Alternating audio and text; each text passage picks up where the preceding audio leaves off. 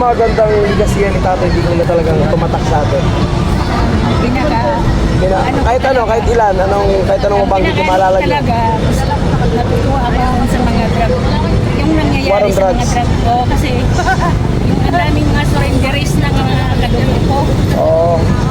Tumino sila. Ngayon, bumalik pagkatarantado.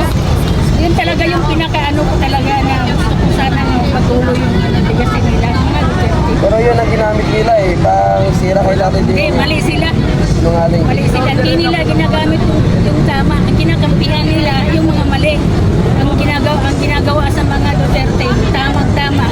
Ginagawa nilang, binaliktad nila ang lahat. Ako sa totoo lang, inuntra ako sa pagpapamangkin nila. Talagang pinanindigan ko ng paglaban. Gusto kong malayuan nila yung bisyo. Ngayon, hindi nila ako binati dahil ako palagi ko nilang inaano na hindi na niyo na yan. Kasi mga bata na kayo. Ngayon, hindi na nila ako binati. Talagang black nila na ako. Dahil pinag-ano ko nila, ayaw ko talaga ng ganyang bagay. Ngayon, sana nga pagdasal na makauwi na siya. Message yun lang kay Tatay Digong. Last na lang po. Pagaling po kayo, Tay, para makauwi ka din sa probinsya ating lugar, sa Davao. Salamat. Thank you po. Salamat.